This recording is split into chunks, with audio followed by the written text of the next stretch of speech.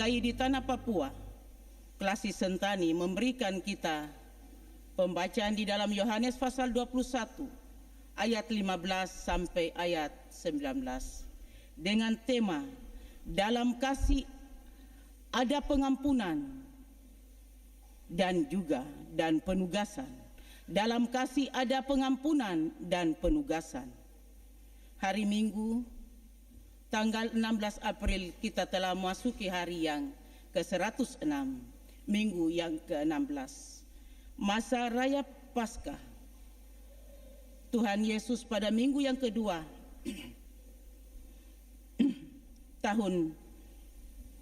minggu yang kedua tahun 2023, kita tetap setia dengan fokus pelayanan pembaharuan GKI pada triwulan yang kedua, April, Mei, Juni 2023. Pembaharuan hubungan berdasarkan kasih Kristus di antara sesama manusia sebagai mitra Allah yang Tuhan berikan bagi kita dalam kehidupan sebagai orang percaya. Didasarkan pada firman Tuhan di dalam Injil Yohanes pasal 21 ayat 15 dan 19. Bapak Ibu Jemaat Onomi Raimai, bahwa pada tanggal 10 Mei 1994 adalah momentum besar bagi Afrika Selatan dengan memilih seorang kulit hitam pertama menjadi Presiden Afrika Selatan. Ia adalah Nelson Mandela. Di balik kesuksesan menjadi Presiden Afrika Selatan tersirat sebagai cerita yang menarik yang perlu diteladani. Mandela dipenjara selama 27 tahun oleh lawan politiknya.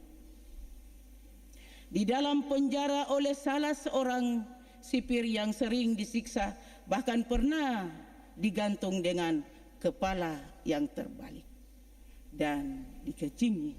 Dia hanya berkata, "Tunggu saatnya." Ketika Mandela keluar dari penjara, kemudian ia menjadi Presiden Afrika Selatan, pertama dia melakukan adalah meminta pengawal pribadinya untuk mencari sipir. Sipir tersebut, pengawalnya langsung menangkap dan membawa sipir itu ke hadapannya. Sipir itu sangat ketakutan bahwa mengira Mandela akan membalas dendamnya atau menyiksa dan memenjarakannya. Tetapi Bapak Ibu Jemaat Tuhan, ternyata tidak. Mandela malah merangkul dan berkata, "Hal yang pertama ingin saya lakukan sebagai teman, sebagai sahabat, sebagai saudara, saya ingin lakukan ketika menjadi presiden adalah untuk memaafkanmu." Untuk memaafkanmu.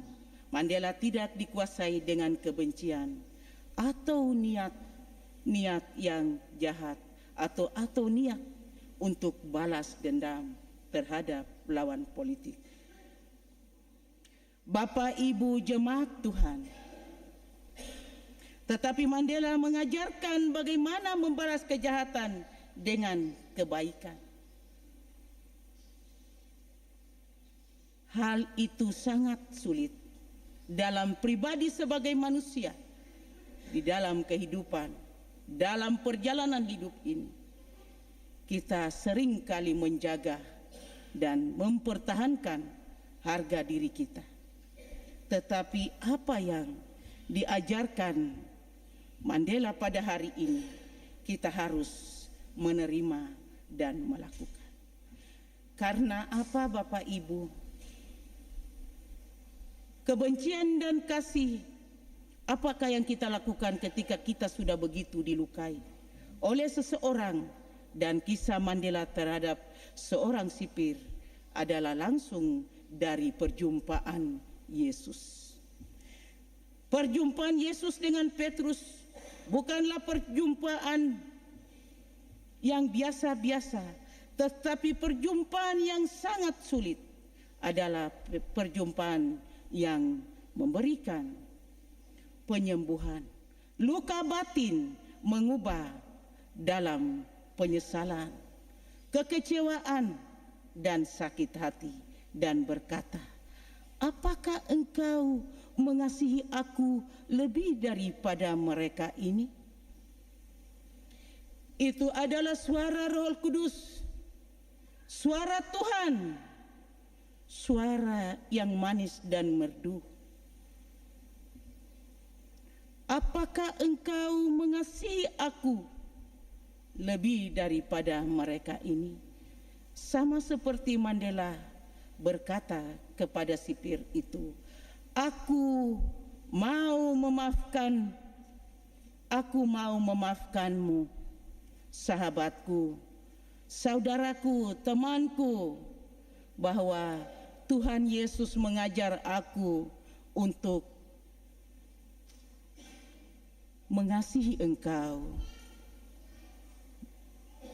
Itulah perjumpaan Petrus dan Yesus yang bangkit, berisikan teks yang indah. Yesus memberikan kesempatan kepada Petrus untuk mengungkapkan isi hatinya. Maka penyesalan melalui kasih ini merupakan sebuah contoh yang baik, memulihkan hubungan dengan Tuhan sesudah melakukan dosa. Penyangkalan Petrus 3 kali diimbangi oleh 3 kali pernyataan kasihnya. Perapian adalah menghubung antara kedua peristiwa itu, mengikat Petrus dengan Tuhan, bersatu kembali. Bapak Ibu jemaat Tuhan, bahwa peristiwa ini juga merupakan lanjutan dalam tema gembala dalam Yohanes pasal 10 mengatakan, tampaknya tidak ada perbedaan antara 3 perintah Yesus. Gembalakanlah domba-dombaku. Bagian ayat yang ke-15, bagian ayat yang ke-16, bagian ayat yang ke-17. Karena itu, Bapak, Ibu, Saudara, fungsi Allah sebagai gembala dalam Yehezkiel pasal 34 dijelaskan melalui gembala dalam Yohanes pasal 10. Petrus gembala dan Yohanes 21 di sini penting bagi kita untuk memperhatikan bagaimana peranan Petrus sebagai gembala, kaitkan dengan kasih. Bapak Ibu jemaat Tuhan, di dalam ayat yang ke-15 dan ayat ke-17, dalam babak di tepi danau itu, Yesus membawa Petrus melalui suatu pengalaman yang menyingkirkan awan penyangkalan. Petrus telah 3 kali menyangkal Yesus. Dan 3 kali Yesus menanyakan Petrus, apakah dia mengasihinya? Yesus menanyai. Yesus pun bertanya kepada Petrus untuk pertama kali mengatakan, apakah engkau mengasihi? Di sini digunakan kasih agape, kasih yang rela mengorbankan diri. Aku lebih daripada mereka ini. Bagian kedua, Yesus tetap fokus kepada Petrus, tetap menggunakan kasih. Dalam bahasa Yunani, agape. Kali ketiga, Yesus menggunakan kata Yunani, filio. Kasih sayang, kasih persaudaraan. Apakah engkau memang sahabatku? Setiap kali Petrus menjawab dengan kasih, filio. Ketika Petrus menjawab, ya Yesus, menyuruhnya dia menggembalakan domba-dombanya. Siapakah domba itu? Ada domba yang buta, ada domba yang tuli, ada domba yang kaskado, ada domba yang kudis, ada domba yang bulunya sangat lembut, dan ada domba yang. Tetapi Yesus mengajar kepada Petrus bahwa domba adalah domba. Harus mengasihi domba-domba itu dengan hati yang penuh sukacita dari Allah. Tidak boleh membedakan domba-domba itu. Dan domba adalah domba untuk memuliakan nama Tuhan. Bapak Ibu jemaat Tuhan, Yesus bertanya kepada Simon Petrus untuk dapat melakukan bagian yang terbaik. Dia menggembalakan domba-dombanya. Pada bagian kehidupan Petrus berubah. Akhirnya menyadari siapa Yesus. Pekerjaan yang berganti dari nelayan menjadi penginjil. Ciri khasnya berubah dari yang sabar menjadi batu karang. Yang penyabar, dan hubungan dengan Yesus berubah di mana Petrus diampuni. Akhirnya memahami makna perkataan Yesus mengenai kematian dan kebangkitan. Bapak Ibu jemaat Tuhan, ini adalah nubuat tentang kematian Petrus. Dengan cara cerita tradisi mengatakan, Petrus, karena Petrus disalibkan karena imannya, dan kepalanya dibawa karena dia merasa tidak layak untuk mati seperti Tuhan. Bagaimanapun pengalaman Petrus pada masa lalu menuju masa depan, bersama dengan Yesus menyuruh untuk mengikuti. Hari ini kita bersama-sama dengan Ibu Pendeta Yom. Besok Bapak Ibu bersama dengan Ibu Pendeta Helena. Semuanya baik. Gereja mengajar kami untuk melayani. Kami melakukan pekerjaan yang baik. Pemberitaan semua melayani dengan baik. Walaupun domba seringkali jauh, sering memanggil dengan suara manusia, sering memanggil dengan suara Tuhan, dan memanggil dengan suara Roh Kudus. Itulah gembala. Dalam kelemahan, dalam kekurangan, tetapi itulah suara Tuhan lewat hamba-hambanya untuk selalu setia. Oleh sebab itu, firman Tuhan hari ini mengatakan kepada kita untuk melakukan yang terbaik. Mungkin tadinya kita kurang, tetapi pada hari ini kita mendengar firman Tuhan. Kita semakin dekat memberi yang terbaik bagi Tuhan. Oleh sebab itu, belajar dari Yesus yang memberikan kita hidup dalam kehidupan. Bagaimana dengan Nelson Mandela untuk tidak membalas kejahatan dengan kejahatan, tetapi membalasnya dengan kasih yang mengampuni, adalah kasih dari Allah.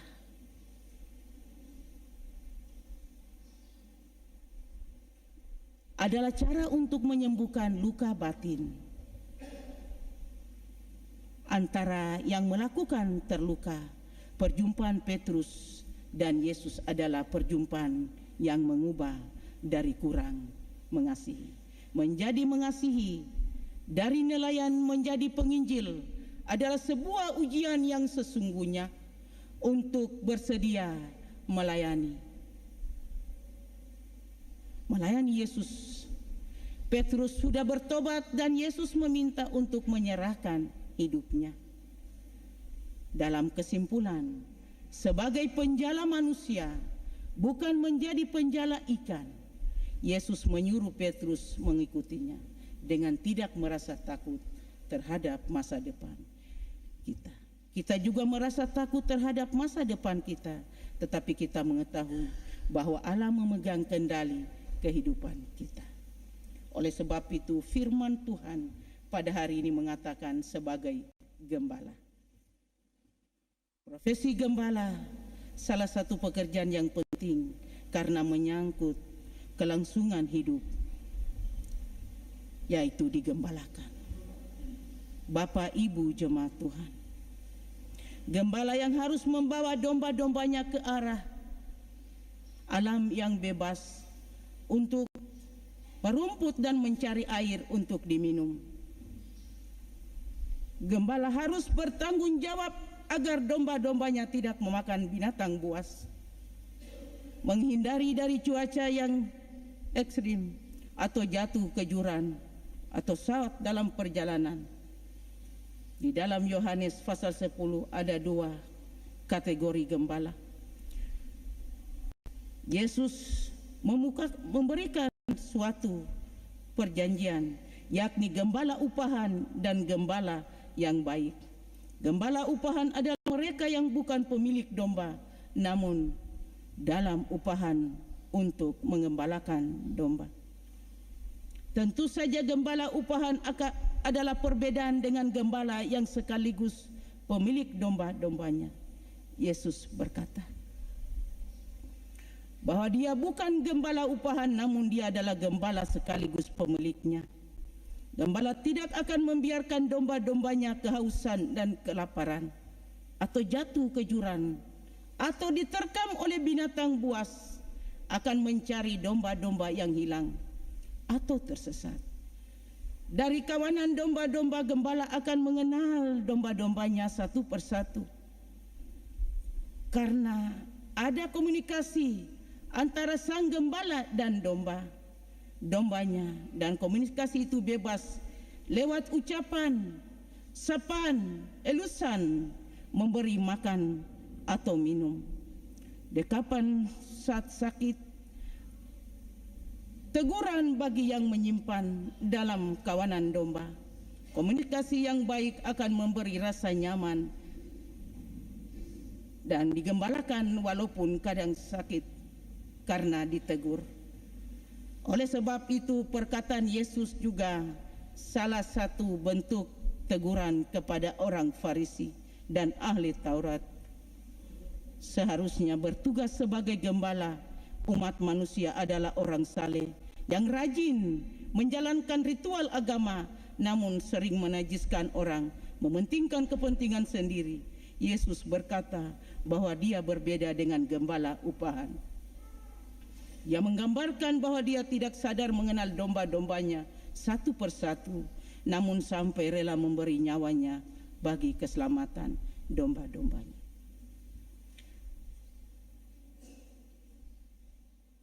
Bahwa jemaat mula-mula saat penuh ketakutan setelah Yesus naik ke surga, mereka tekun berdoa, bersatu hati memuji Tuhan dalam ketakutan karena merasa ditinggalkan.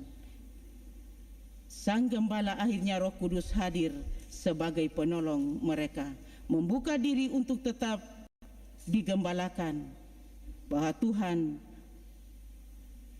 melalui tuntunan Roh Kudus sehingga memahami maksud rencana Allah.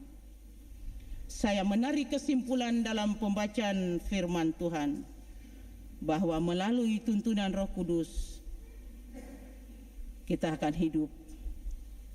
Dan saat itu mereka menarik perhatian banyak orang karena menjadi teladan, akhirnya mengikut Yesus, bertambah mau menggembalakan, menjadi gembala bagi orang-orang.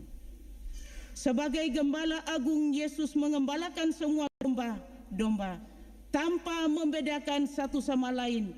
Di matanya tidak ada satu sebagai budak atau pekerja buruh atau pembantu. Yesus juga tidak melihat apakah dahulu sebagai domba yang sesat atau bukan. Gembala akan menerima domba-domba, mau menerimanya sebagai gembala dan masuk pintu keselamatan. Apakah kita mau masuk ke dalam pintu keselamatan, karena sesungguhnya Dia sudah menanti kita, domba yang masuk. Bapak Ibu jemaat Tuhan, hari ini kita hidup di dalam Tuhan terus kita memuliakan kepada Tuhan, karena Tuhan adalah sumber segala berkat. Tuhan Yesus memberkati kita pada hari ini. Amin. Kita mendengar